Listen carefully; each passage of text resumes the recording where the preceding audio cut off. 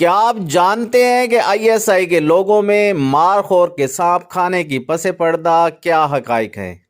इस वक्त दुनिया भर में आईएसआई के टोटल कितने लोग फैले हुए हैं। आईएसआई के वो कौन से डीजी थे, जब वो आर्मी चीफ बने तो उन्हें एक कर्नल ने गिरफ्तार कर लिया। आईएसआई की तारीख में सबसे बदनसीब और सबसे खुशकिस्मत चीफ कौन था। आज की इस वीडियो में आप ये भी जान सकेंगे कि आईएसआई के सरबराह में किसकी औलाद सियासत में है। और हाँ, आईएसआई के कौन से सरबराह रिटायरमेंट के बाद तबलीगी जमात से वाबस्ता हो गए। तो दोस्तों, आज की इस वीडियो में पाकिस्तान की पहचान और दुनिया की ताकतवर तरीन इंटेलिजेंस एजेंसी आईएसआई से मुताल्लिक दिलचस्प फैक्ट्स आप तक शेयर किए जाएंगे। आप देख रहे हैं उर्दू अलर्ट्स और मैं हूं डॉक्टर इरफान अजीज। मेरे इंस्टा अकाउंट का लिंक आपको डिस्क्रिप्शन में मिल जाएगा। आईएसआई के लोगों को गौर से देखें तो मालूम होगा कि मारखोर के मुंह में एक जहरीला सांप है। इस लोगों में एक राज छुपा है। मारखोर सांप खाने के बाद सांप के जहर से बचने के लिए पानी नहीं पीता और सख्त प्यास बर्दाश्त करता है। सांप हिंदुस्तान का कौमी जानवर है, जिसकी हिंदू पूजा भी करते हैं। आईएसआई की सरकारी अलामत में पाकिस्तान का कौमी जानवर मारखोर भारत के रेंगने वाले कौमी जानवर सांप को खा रहा है। तो आप यूं समझ लें, आईएसआई का लोगो पाकिस्तान की भारत पर फतह की अलामत है। आईएसआई के बारे में ख्याल किया जाता है कि ये दुनिया में वसी तरीन नेटवर्क की हामी खुफिया एजेंसी है। इसके एजेंट की तादाद के बारे में अवामी तौर पर कभी भी नहीं बताया गया, लेकिन माहिरीन अंदाज़ा लगाते हैं कि इसके पास 10,000 से ज़ायद टॉप सीक्रेट एजेंट मौजूद हैं। दोस्तों, कामयाबी तो वो होती है जिसका दुश्मन भी इतराफ़ करे। भारतीय खुफिया एजेंसी रा के साबिक चीफ ने इतराफ़ किया था कि दुनिया की सबसे बेहतरीन एजेंसी आईएसआई है।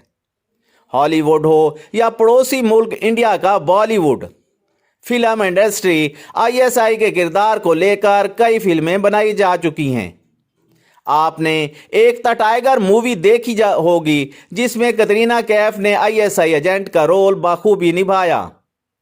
पाकिस्तान में शान शाहिद की फिल्म वार देखें तो अंदाज़ा होता है कि कैसे कम वसाइल होने के बावजूद भी आईएसआई अपने अहदाफ में कामयाब होती है। आईएसआई के एजेंट में सबसे खास बात यह है कि वो डबल एजेंट नहीं होता।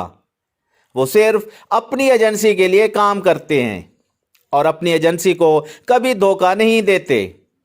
आईएसआई का एजेंट पकड़ा नहीं जाता या बदलकर दूसरी एजेंसी का नहीं होता।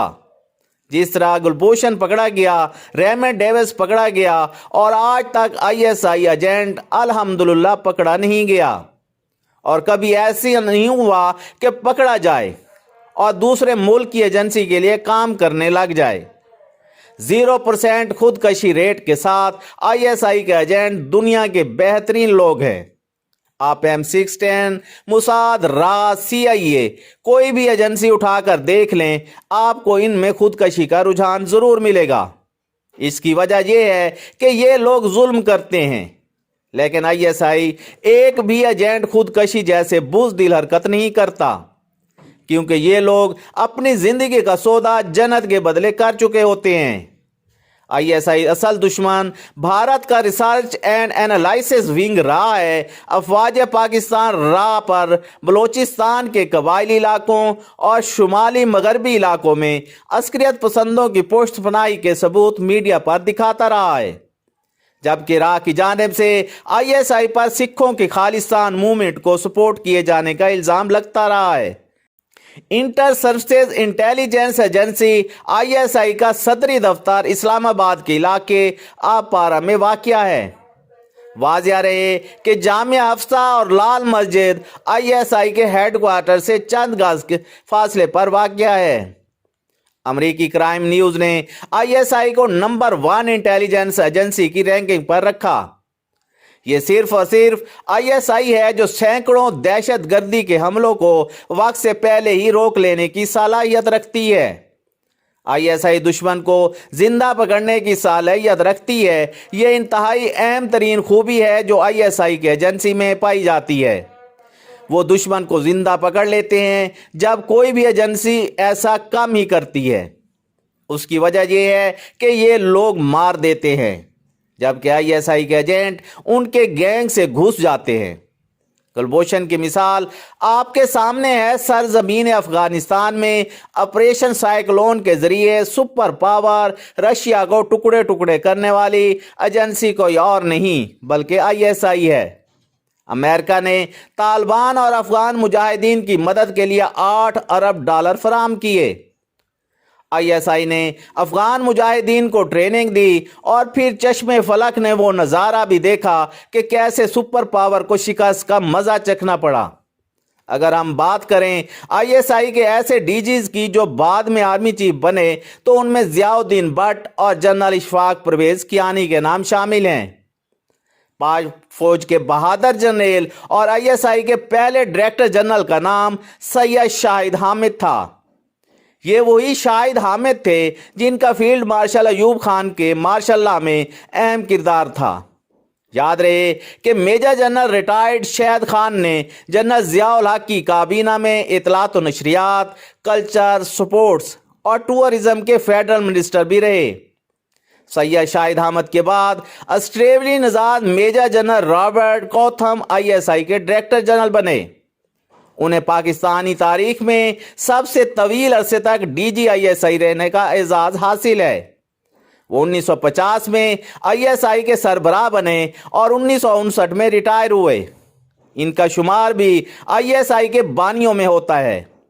آئی ایس آئی کے 5ویں چیف کا نام لیفٹیننٹ جنرل غلام جیلانی خان تھا، جنہوں نے 1971 کے پرشوب حالات میں چارج سنبھالا۔ وہ اگلے 6 سال تک اپنی خدمات دیتے رہے۔ یاد رہے کہ 1970 میں بھٹو حکومت کے خاتمے کے لیے آپریشن فیئر پلے ہوا تو اس وقت general Jilani D G I S I تھے۔ مارشل لا کے بعد وہ جنرل ضیاء الحق کے دور حکومت میں سیکرٹری ڈیفنس بنائے گئے، جبکہ وہ 5 سال تک گورنر پنجاب بھی رہے۔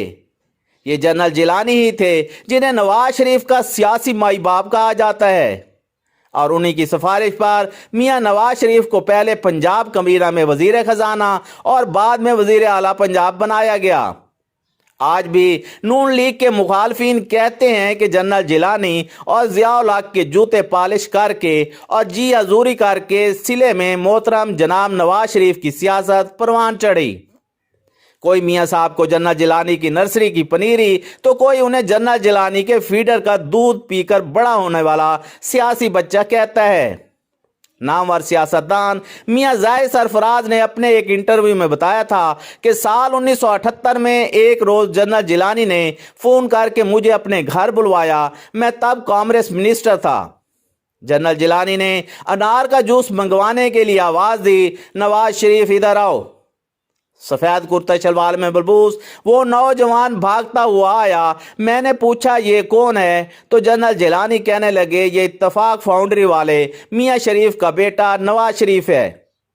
جنرل جیلانی کے جانشین جنرل ریاض خان کا ٹینور بہت مختصر تھا، لیکن اس دوران ذوالفقار علی بھٹو کی پھانسی، سوویت یونین کا آغاز، پاکستان کے نیوکلیئر پروگرام پر پابندی اور اسلام آباد میں امریکہ سفارت خانے کے جلاؤ سمیت کئی اہم واقعات ہوئے۔ یاد رہے کہ سابق وزیر اعظم پاکستان شاہد خاقان عباسی جنرل محمد ریاض خان کے داماد ہیں۔ آئی ایس آئی کے 7ویں چیف جنرل اختر عبد الرحمان تھے۔ بطور D G I S I general Akhtar Abdul Rahman نے اس دور کی عالمی سپر پاور روس کا راستہ روکا ہی نہیں بلکہ یو ایس ایس کو ٹکڑے ٹکڑے بھی کر ڈالا۔ عسکری امور کے ایکسپرٹ امریکی رائٹر بروس ریڈل نے اپنی کتاب what we won America secret war in Afghanistan میں جنرل اختر عبد الرحمان کو جہاد افغانستان کا آرکیٹیکٹ لکھا ہے۔ 17 اگست 1988 کو بہاولپور کے نزدیک ہونے والے طیارے حادثے میں صدر ضیاء الحق کے ساتھ جنرل اختر عبد الرحمان بھی لقمہ اجل بن گئے۔ یاد رہے کہ سابق ایم این ایز اور فیڈرل منسٹر رہنے والے ہمایوں اختر خان اور ہارون اختر خان جنرل اختر کے صاحبزادے ہیں، جبکہ مسٹر جہانگیر ترین ان کے خالہ زاد ہیں۔ آئی ایس آئی کے 8ویں سربراہ جنرل حمید گل۔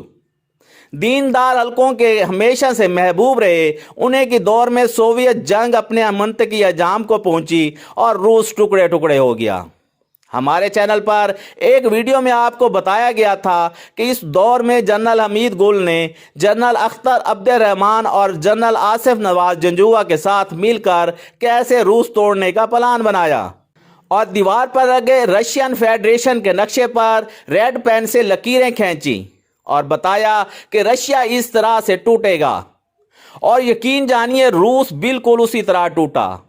وہ نقشہ آج بھی پاک آرمی کے پاس محفوظ ہے، جسے نئے آفیسر کی ٹریننگ اور ان کا مورال بلند کرنے کے لیے استعمال کیا جاتا ہے۔ ISI چیف جنرل حمید گل کے اپنے تو مداح تھے ہی، لیکن غیر بھی ان کی تعریف کیے بغیر نہ رہ سکے۔ امریکی انٹیلیجنس ایجنسی CIA کے رپورٹ کے مطابق جنرل حمید گل دنیا کے 5 بڑے دماغوں میں سے تھے۔ بھارت کے مشہور صحافی خشونت سنگھ نے اپنی کتاب میں لکھا ہے کہ جنرل حمید گل اپنے دور میں خالصتانی تحریک کو اس مہارت کے ساتھ اٹھایا کہ بھارتی حکومت کی چیخیں نکل گئیں۔ انڈین ایکسپریس نے ایک خبر لگائی تھی کہ جنرل حمید گل اکھنڈ بھارت کے راستے میں سب سے بڑی رکاوٹ تھے۔ عالمی میڈیا میں جنرل حمید گل کو طالبان کا گاڈ فادر اور دی سپاہ ماسٹر کے نام سے پکارا جاتا رہا ہے۔ ISI کے سربراہ جنرل حمید گل نے سروس کے دوران کبھی گارڈز نہیں رکھے تھے۔ بطور کور کمانڈر پہلی بار راولپنڈی آئے اور 10 کور کی سیکورٹی ٹیم نے ایئرپورٹ پر حصار میں لیا تو اس ٹیم کو یہ کہہ کر چلتا کر دیا، تمہیں تمہاری ماں نے وطن کے دفاع کے لیے جنا ہے، حمید گل کے دفاع کے لیے نہیں۔ ان کے یہ الفاظ تاریخ میں امر ہو گئے کہ ایک وقت آئے گا کہ دنیا کو پتہ چلے گا کہ ہم نے امریکہ کو امریکہ کی مدد سے افغانستان میں شکست دی۔ جنرل حمید گل رائٹ ونگ سوچ کے حامل تھے اور وزیر اعظم بے نظیر بھٹو کے خلاف پولیٹیکل انجینئرنگ کے کرتا دھرتا تھے۔ یہی وجہ تھی کہ بے نظیر بھٹو نے 30 مئی 1799 کے روز army chief general Mirza Aslam Beg کو اعتماد میں لیے بغیر جنرل حمید گل کو ہٹا کر ایک ریٹائر فوجی جنرل شمس الرحمان کلو کو ISI کا نواں ڈائریکٹر جنرل مقرر کر دیا۔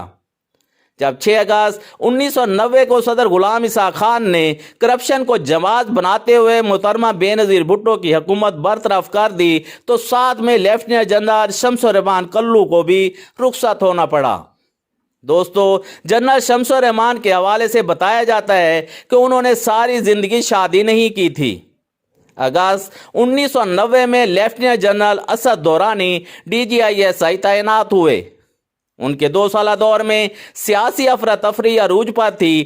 اسی دور میں مہران بینک اسکینڈل، سیاست دانوں کی وفاداری کی تبدیلی اور ہورس ٹریڈنگ سمیت بہت کچھ پریس میں چھپتا رہا۔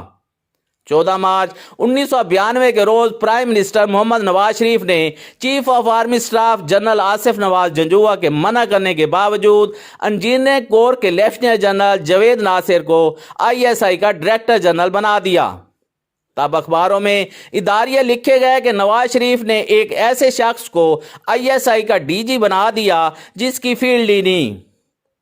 نواز شریف جنرل جاوید ناصر کے ساتھ تبلیغی جماعت میں سہ روزہ لگا چکے تھے اور جنرل صاحب کی دیانتداری اور تقوی کو دیکھتے ہوئے انہیں یہ منصب سونپا گیا، اور پھر کچھ عرصے بعد امریکہ کا پریشر لیتے ہوئے نگران وزیر اعظم میر بلخ شیر مزاری نے انہیں قبل از وقت ملازمت سے نکال دیا۔ اپنی پری میچور ریٹائرمنٹ کے بعد جنرل جاوید ناصر نے اپنی زندگی دعوت و تبلیغ کے لیے وقف کر دی، اور وہ اکثر رائیونٹ پائے جاتے ہیں۔ آج کل دعوت و تبلیغ کے کام پر لگے سفید داڑھی والے بابا جی کے بارے میں کوئی سوچ بھی نہیں سکتا کہ موصوف ISI کے سابق سربراہ لیفٹیننٹ جنرل جاوید ناصر ہیں۔ وہ خود بتاتے ہیں کہ مجھے دسمبر 1983 میں میجر جنرل کے رینک پر ترقی دی گئی تو میں اس میں پاکستانی فوج کی تاریخ کا وہ پہلا جنرل تھا جس کی مکمل شرائط داڑھی تھی۔ ISI کی تاریخ میں جنرل ضیاء الدین بٹ ایسے بد نصیب ISI چیف تھے جو صرف چند گھنٹوں تک آرمی چیف بنائے گئے۔ 12 اکتوبر 1999 کو جنرل پرویز مشرف کو نکال باہر کرتے ہوئے میاں نواز شریف نے جنرل بٹ کو آرمی چیف لگا دیا۔ मेजर जनरल अली जान और रज़ाई ने नए नवेले आर्मी चीफ जनरल भट्ट और उनके बॉस मियां नवाज शरीफ को गिरफ्तार करके उसके चंद घंटे बाद मजूल army chief general Parvez Musharraf एक बार फिर से अपने ओहदे पर बहाल हो गए। ISI के 25वें और मौजूदा chief lieutenant general Nadeem Ahmad Anjum हैं, जब उनके पेशरो जनरल फैज़ हमीद थे। मैं उम्मीद करता हूं आज की वीडियो आपको पसंद आई होगी। वीडियो को लाइक करें, शेयर करें, उर्दू अलर्ट सब्सक्राइब कर लें और हमारी वीडियोस देखते रहें। अल्लाह हामियो नासिर।